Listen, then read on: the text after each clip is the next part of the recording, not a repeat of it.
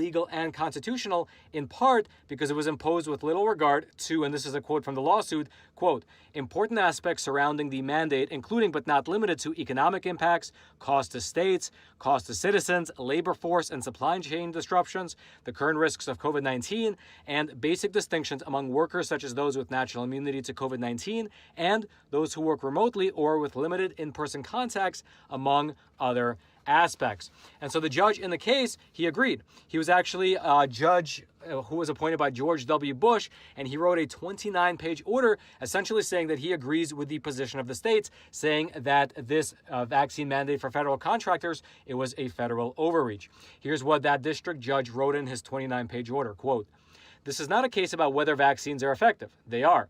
Nor is this a case about whether the government at some level and in some circumstances can require citizens to obtain vaccines. It can. The question presented here is narrow.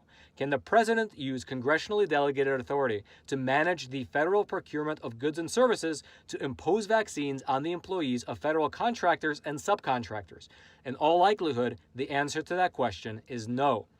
And so again, what this means is that if you are a worker in any one of these three states, in Ohio, Kentucky, or Tennessee, and your boss says, hey, you need to get the vaccine, otherwise we will either lose our contract or you will be fired. Well, as of just earlier today, they are not telling the truth because according to this judge's order, that vaccine mandate has been put under preliminary injunction, meaning it's blocked and not put into effect until at least this court case plays out inside of the courtroom. Now, I will throw a link to this article so you can read through it yourself. I'll also throw the link to the PDF version of this 29-page order by this judge so you can read through it for yourself. Otherwise, Roman in the studio, back to you. If you would like to read more about this court's decision, I will throw a link to an article about it, as well as a link to the PDF version of this judge's order so that you can read for it for yourself, dig through it. It's only about 35 pages, but it's very rationally broken down. I think you might enjoy it. It might just take you an hour to read. And all I ask in return is that if you haven't already, take a quick moment to smash that like button for the YouTube algorithm. And now, before we move on over and discuss how the Merriam-Webster's dictionary recently changed the very definition of the word anti-vaxxer, I would like to take a quick moment and introduce our sponsor for today's episode, and I will do so from this sound booth.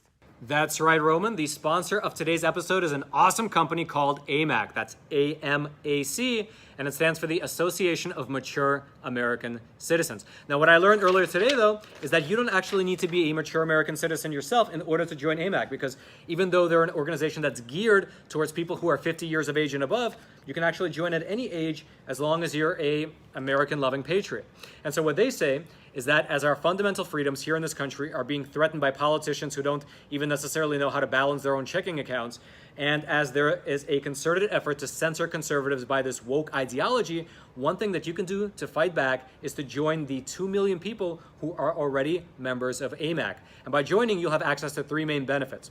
The first benefit is the money-saving benefit, because by joining, you'll have access to discounts on things like vitamins, restaurants, retail shops throughout the entire country. Second of all, you will gain access to the AMAC website, the AMAC app, as well as the AMAC magazine, which gives you something that the mainstream media doesn't, which is honest news that is grounded in facts. And third of all, and this is what a lot of people say is their favorite benefit, is that AMAC has your back over on Capitol Hill. Because with 2 million freedom-loving members, they are a voice for conservatives that cannot be ignored. And so if you are a person who considers themselves a constitutional conservative, then I would consider joining AMAC. You can do so over at amac.us. That's amac.us. So consider signing up, consider helping AMAC's effort, and getting access to these excellent membership benefits. So AMAC, thank you so much for sponsoring this episode. Now, Roman in the studio, back to you. And now let's move on over and talk about definitions, specifically about vaccine-related definitions.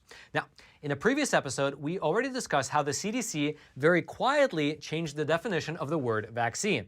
After that change, according to the new definition, to be vaccinated no longer means that you are immune. However, there is another important redefinition that is worth discussing. Because right now, across the entire world, there are massive protests that are springing up with people coming out in droves to fight back against vaccine mandates. In fact, I've been to several of these protests, and I've spoken to the people who are there, and for the most part, people are against the vaccine mandates. They are, by and large, not against the vaccine itself. However, they are against the mandates. Frankly, I've met actually many people at these protests who themselves are vaccinated, but they still come out because they believe that forced vaccine mandates are wrong. They believe that people should have a choice as to their own medical decisions.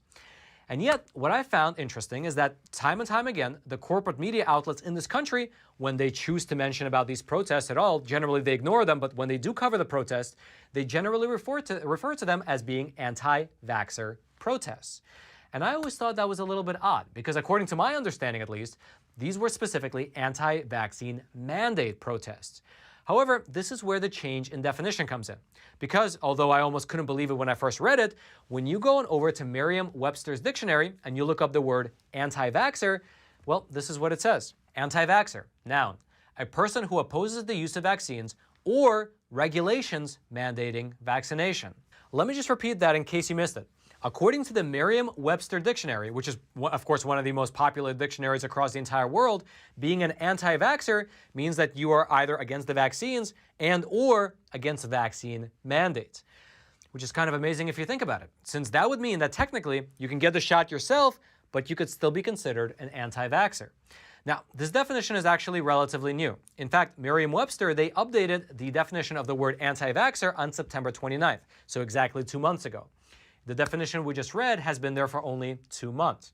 Although strangely enough, the previous definition of this particular word in this particular dictionary also had a reference to mandates. So take a look at the before and after. Prior to September 29th, here's what Merriam-Webster said.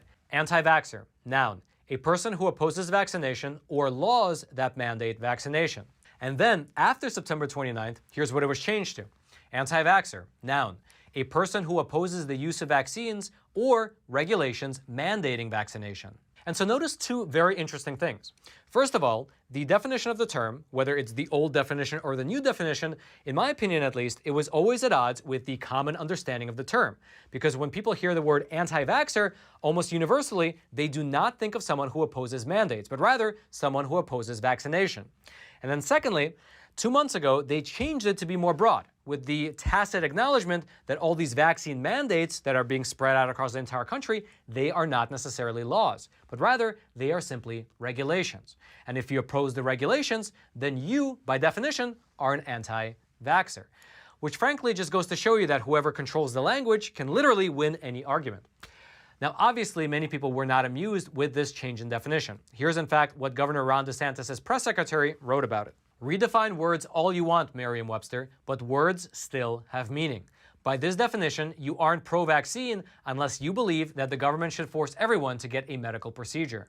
Furthermore, this unique definition seems to be something exclusive to Merriam-Webster, because when you look up the exact same word in several other popular dictionaries, well, you find a more typical definition that is what you would actually expect. For instance, when you look up the word on dictionary.com, here's what it says. Anti-vaxxer, noun, a person who distrusts or is against vaccination, especially a parent who refuses to have a young child vaccinated. Likewise, when you go over to the new Oxford American Dictionary, they likewise have a very much more conventional definition. Here's what they say. Anti-vaxxer, noun, a person who is opposed to vaccination, typically a parent who does not wish to vaccinate their child.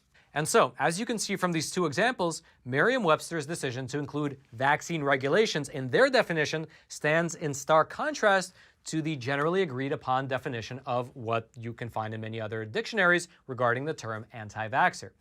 Regardless though, Merriam-Webster is still one of the most popular dictionaries in the entire world, and that is the way they chose to play it.